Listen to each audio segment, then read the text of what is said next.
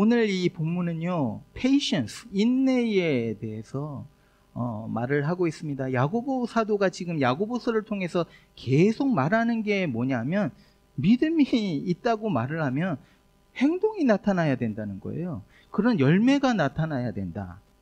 그래서 특별히 이 믿음이 있다는 것이 어디서 나타나느냐 하면, 뭐 특별한 우리가 뭐 기적을 행하고 뭘 놀라운 일을 하는 것, 이런 것이 아니라, 이 믿음은 우리가 살아가는 일상, 평범한 삶 속에서 이 믿음이 드러나게 되어 있다라고 말을 합니다.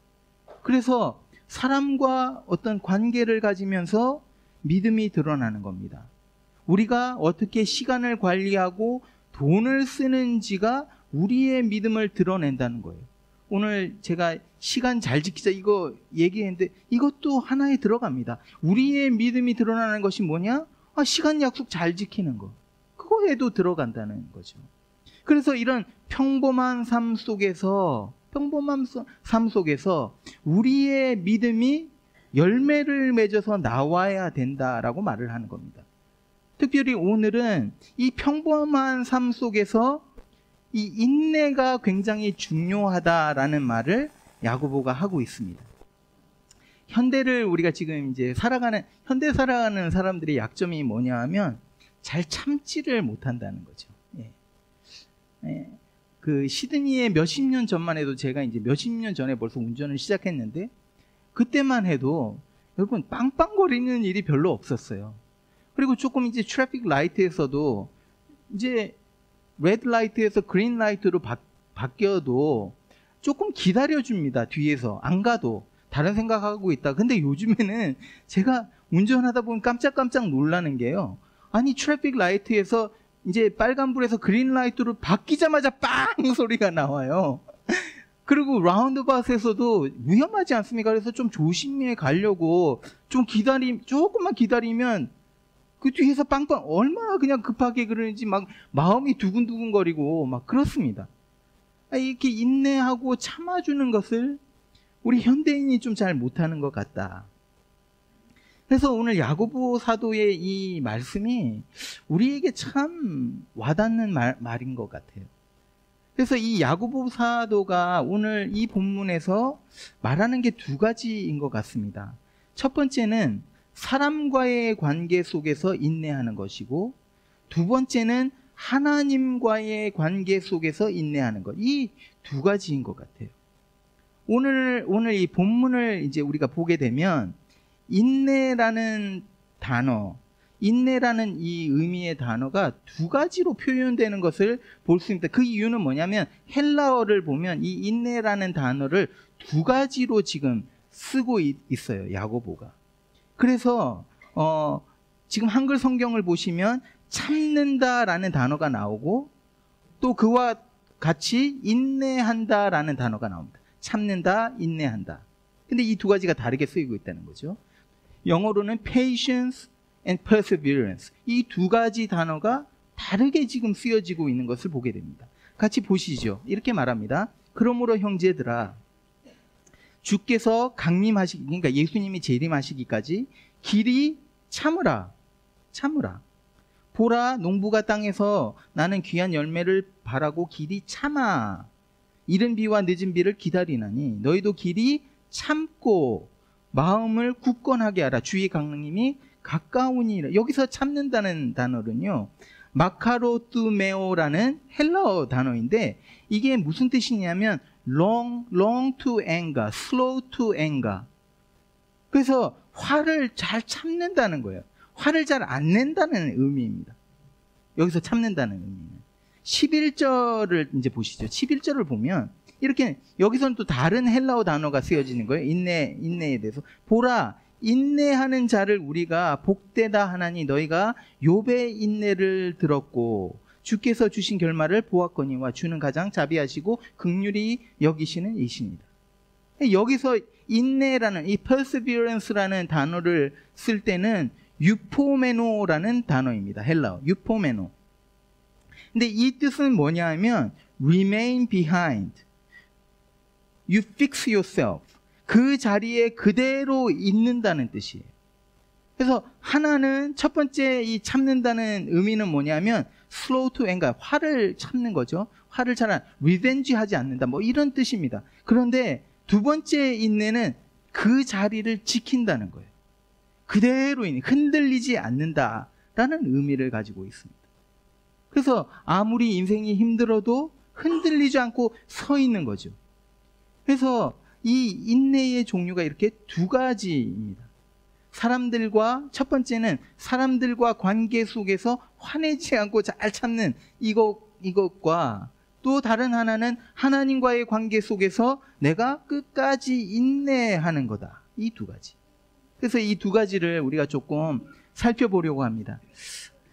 사람들과의 이 관계 속에서 내가 참는다라는 게 무슨 뜻일까요? 우리가 이제 간단하게 생각할 때는 이게 좀 짜증나게 하는 사람이 있지 않습니까? 예. 그런 사람 이제 한번 그냥 참고 넘어가는 거죠. 예. 그 사람이 계속 나에게 해코지를 해요.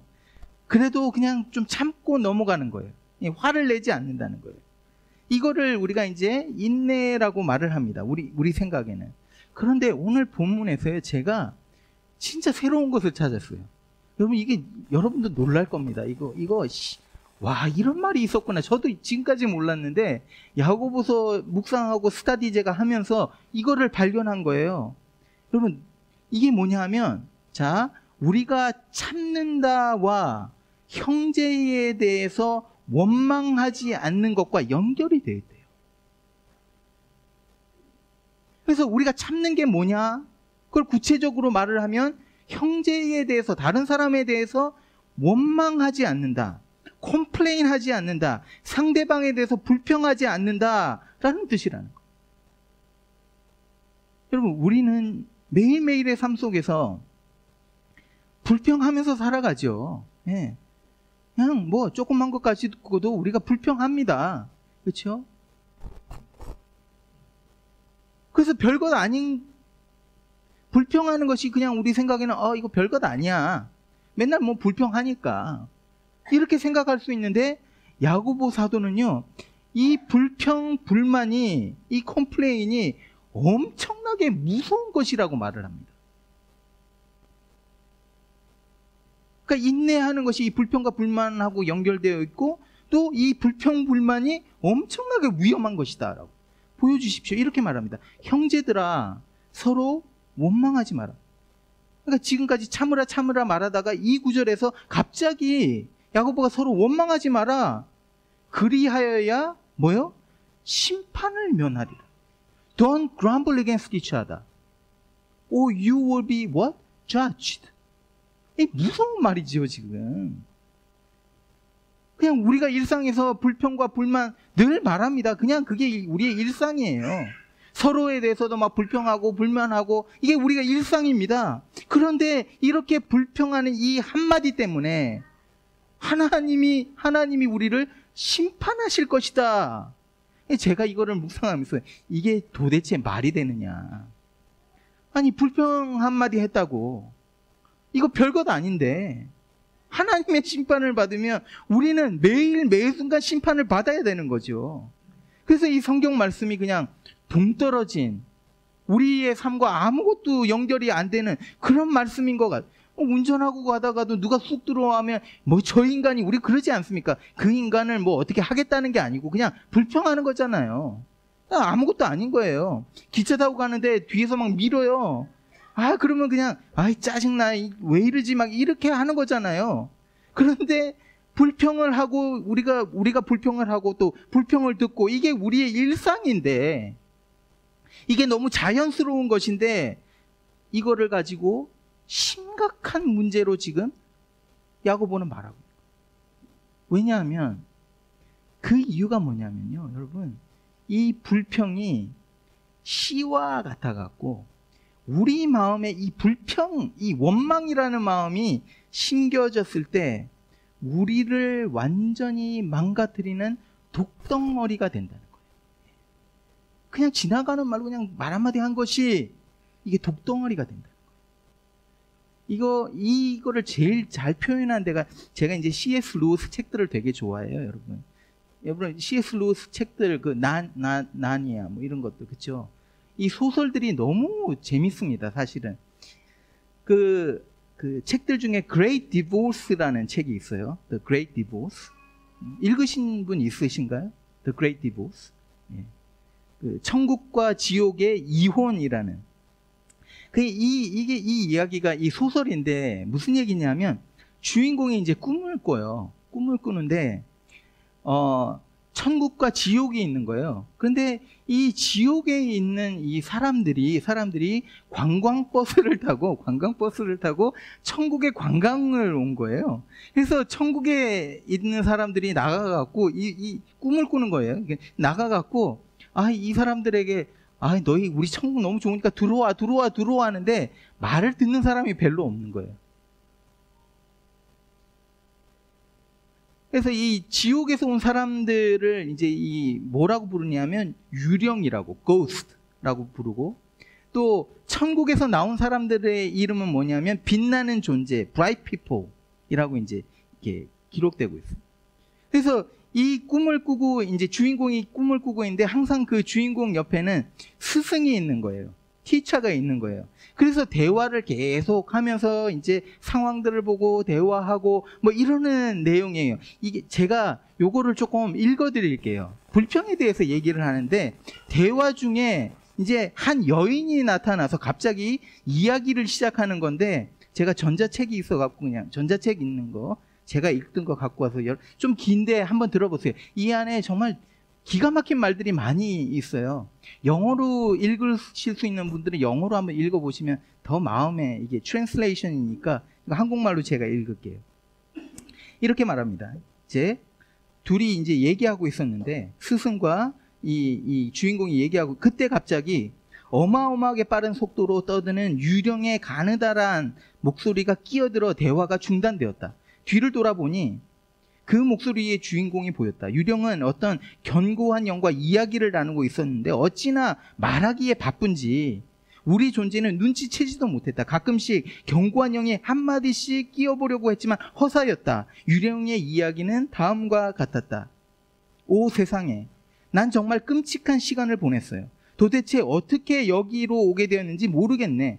엘리너 스톤하고 같이 오기로 약속하고 계획을 다 짰는데 띵크 스트리트 모퉁이에서 만나기로 했거든요. 그 여자가 어떤 사람인지 내가 잘 알기 때문에 절대 그 끔찍스러운 여성회관에서는 만나지 않겠다고 수백 번이나 확실히 말을 해뒀다고요. 날 이런 식으로 취급하다니. 그건 정말 내가 이제껏 겪은 일 중에 최악이었어요. 정말이지 이 말을 당신한테 얼마나 해주고 싶었는지 몰라요. 당신은 틀림없이 내가 옳았다고 할 테니까요. 아니 잠깐만요. 내 얘기 좀 들어보라니까요. 처음에 여기 왔을 땐 그 여자랑 살아보려고 노력을 많이 했고요. 그 여자는 요리를 하고 저는 집안일을 돌보기로 했지요. 이제야 온갖 고생 끝에 좀 편안하게 살아보나 생각했더니 그 여자가 완전히 이기적으로 확 변해버린 거예요. 남한테는 일말의 동정심도 없는 거 있죠. 그래서 한마디 했죠. 나도 눈꽃만한 배려를 받을 자격이 있다고 생각해. 최소한 당신은 제 수명이라도 채우고 왔지만 난 여기에 이렇게 긴 세월 썩어서는 안 될 그런 사람이라고. 참, 당신은 내 사정을 모른다는 걸 깜빡했네. 전 살해당했어요. 맞아요, 살해당한 거지요. 세상에 그 인간은 수술칼을 잡아서는 안 될 사람이었는데, 그랬으면 나는 지금도 멀쩡히 살아있을 텐데. 게다가 그 인간들은 날 끔찍한 요양원에 쳐놓고 와 보지도 않고. 말을 하던 여자가 바로 곁에 참을성 있게 동행하고 있는 빛나는 존재와 함께 멀어져 가면서 세대고 단조로운 불평 소리도 잦아들었다.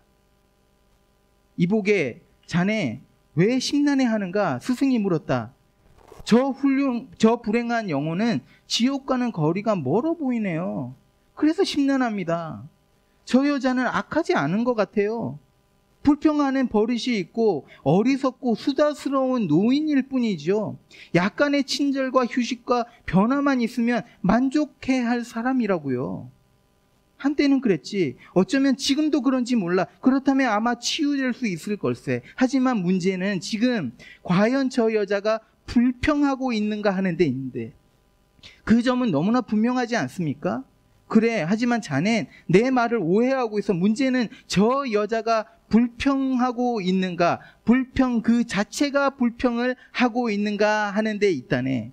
저 불평의 껍데기 속에 진짜 여자가 아직도 있다면, 그 흔적이라도 남아있다면 그 속에 다시 생명을 불어넣을 수 있지. 저 회색 잿더미 속에 티끌만한 불씨라도 남아있다면 우린 그 잿더미가 붉고 선명한 불꽃으로 되살아날 때까지 열심히 입김을 불어넣을 걸세. 그러나 온통 잿더미뿐이라면 입김을 불어넣을 생각을 영원히 할 수 없지. 거기 입김을 불었다가는 전부 날아가 버리고 말 테니까.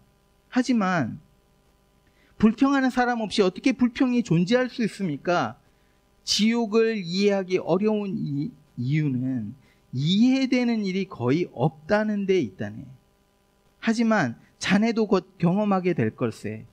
처음엔 불평하고 싶은 기분만 느끼지, 자네 자신은 그 기분과 거리를 두고 떨어져 있는 채로 말일세. 심지어 그런 기분을 비판할 수도 있네. 그러다가 어둠의 때가 오면 자네 자신이 적극적으로 그런 기분을 만들어내게 되고 포용하게 된다네. 물론 뉘우치고 그 기분을 떨쳐버릴 수도 있지. 그러나 더 이상 그렇게 할 수 없는 날이 온다네. 그때는 이미 그런 기분을 비판할 자기 자신, 아니 그런 불평을 즐기는 자기 자신이라는 게 없어져 버리지. 그저 기계처럼 불평 그 자체가 계속 쏟아져 나올 뿐일세.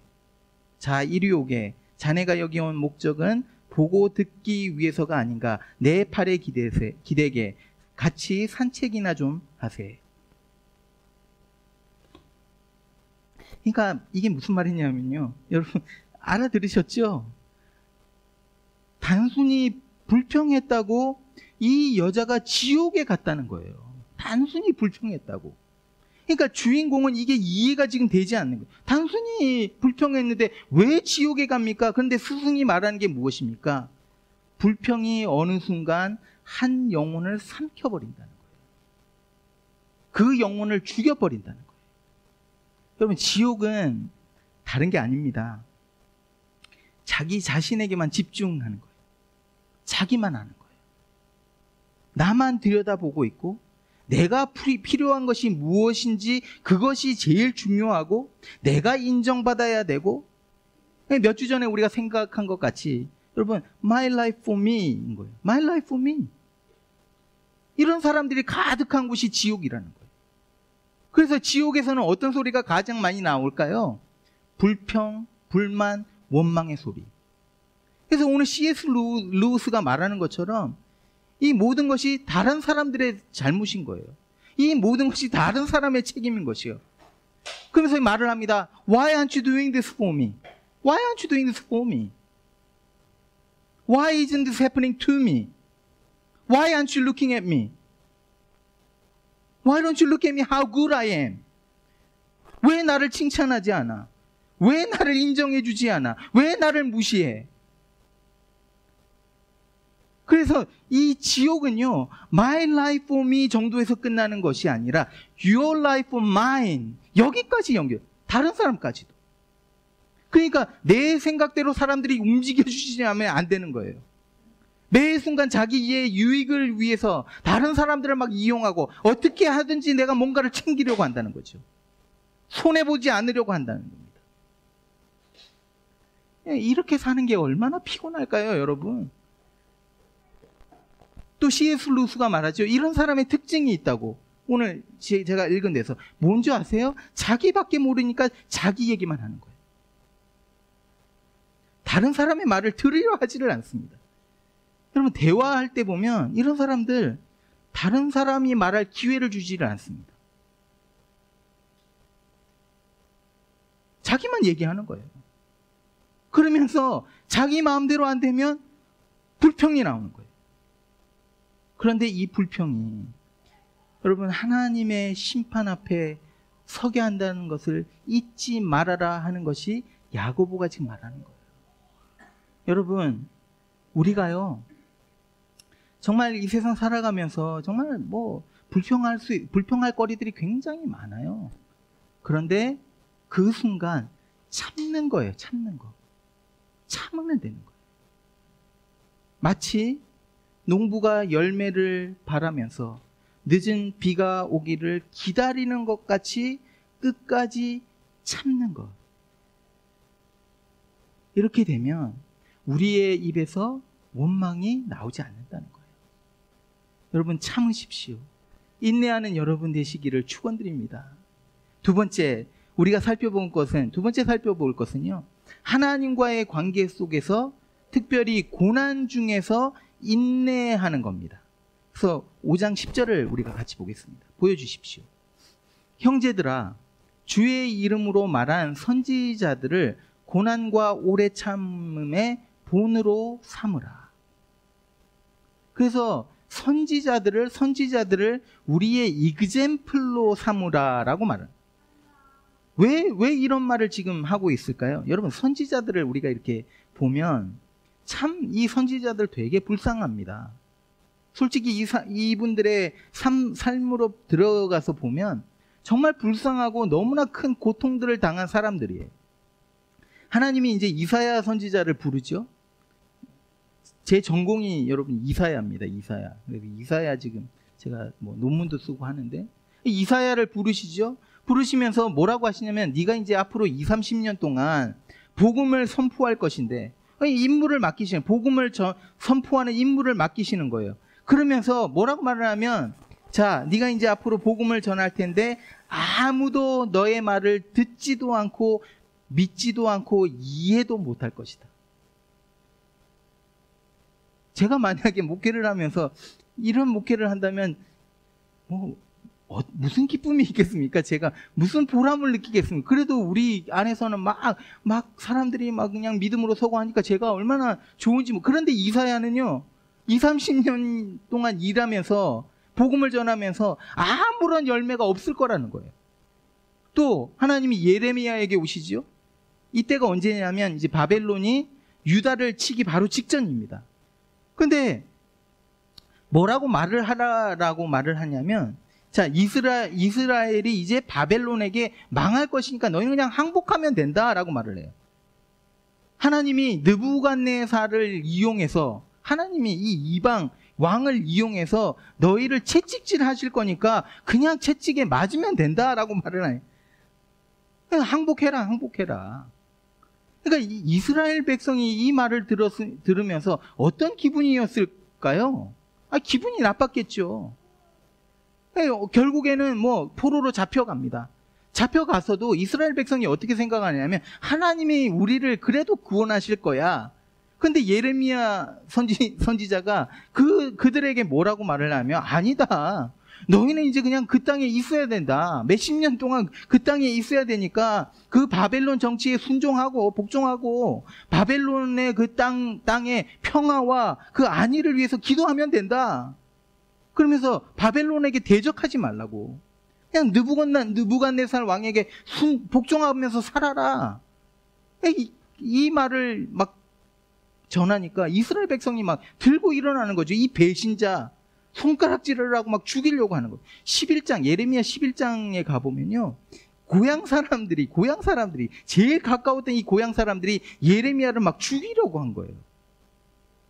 교회의 이 트래디션을 이제 보게 되면 결국에는 이 예레미야 선지자가 애굽으로 가 있다가 유다 사람에게 살인을 당해서 죽었습니다.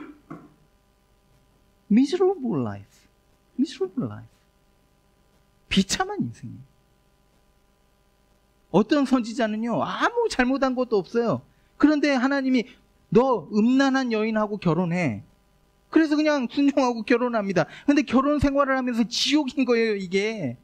맨날 바람 피고 나가서. 이 결혼 생활이 바로 하나님과 이스라엘의 관계를, 이거를 설명해 주기 위해서 이 선지자에게 너 가서 그렇게 음탕한 여자랑 결혼해 라고 한 거예요.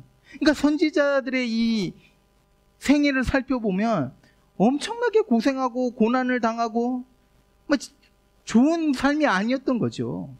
엉망진창인 이 인생 속에서 하나님은 끝까지 인내하고 나를 믿고 순종하고 따라와라고 명령하시는 거예요. 그 선지자들이요 그렇게 했던 거예요. 순종했습니다. 그냥 불순종했으면 그거로 끝나요.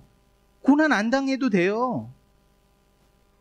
그런데 여러분, 그 결과 세월이 흘러서 사람들이 이 선지자들을 진짜 선지자로 인정해 주는 거예요.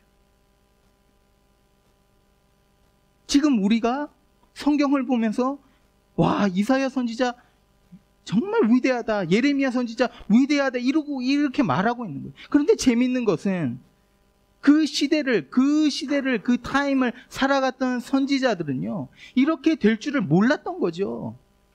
그때는 그냥 실패한 삶 같았어요.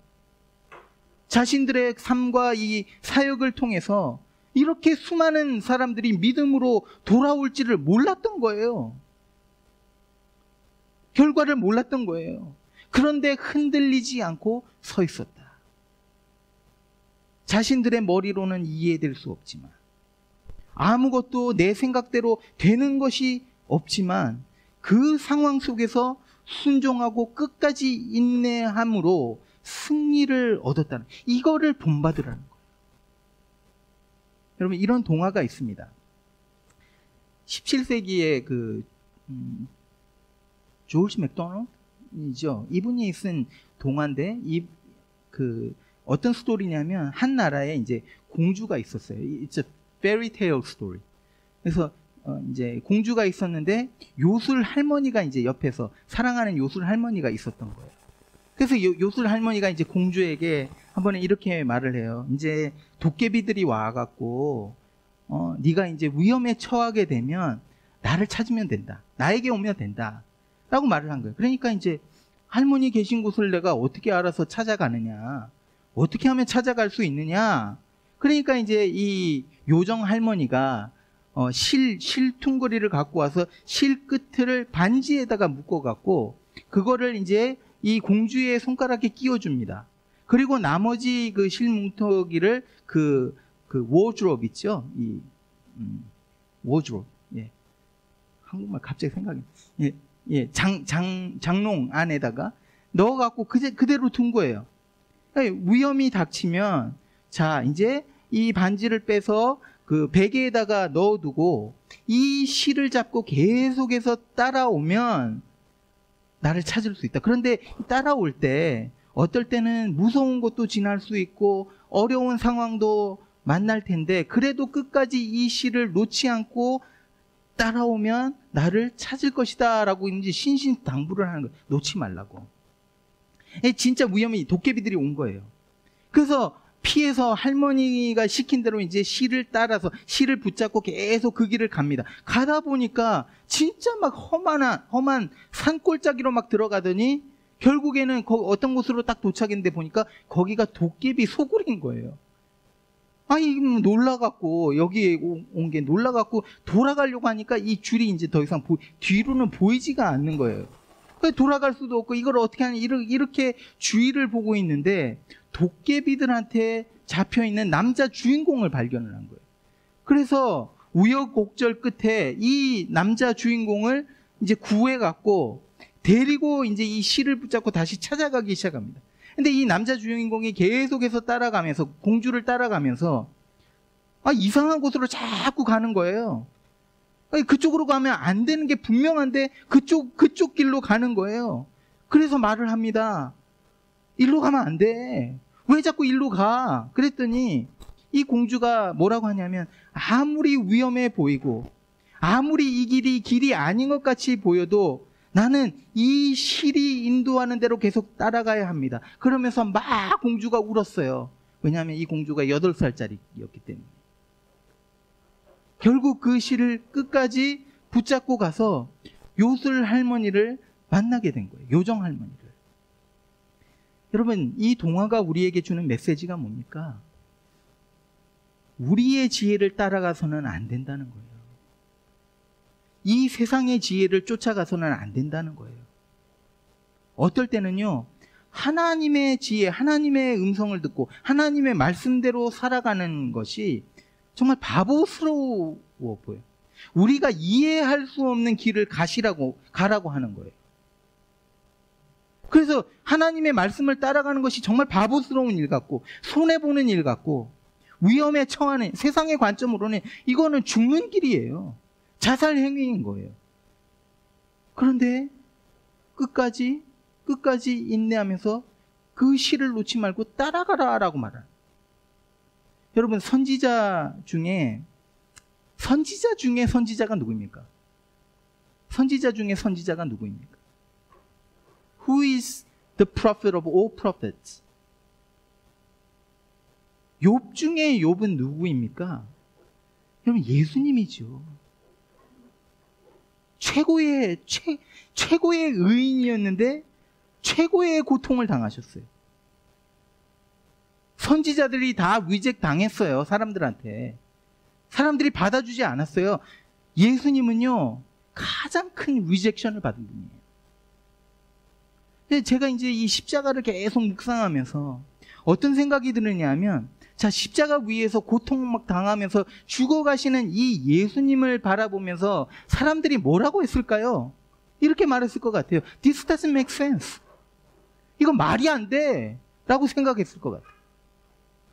병자들을 고치시고 죽은 자를 막 살리시고 파도가 막 올 때 말씀 한마디로 그냥 그거를 잠잠케 하시고 사람들이 막 혀를 찰 정도로 예수님의 말씀만 하시면 지혜의 말씀이 그 입에서 막 나오는 그런 능력의 하나님의 종, 아니 하나님이 사랑하시는 그 아들이 어떻게 이렇게 죽을 수 있는가?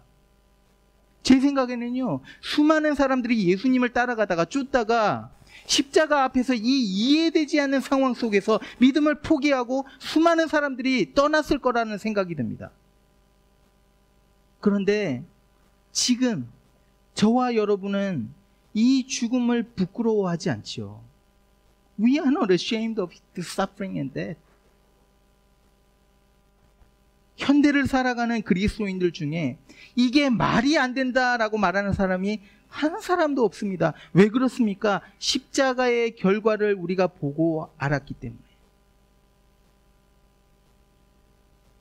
수많은 선지자들이, 우리의 믿음의 선배들은 결과를 몰랐어요. 다 이해하지 못했지만 그 실에서 손을 떼지 않았다는 겁니다. 여러분, 예수님도요, 그 실에서 손을 떼지 않았어요.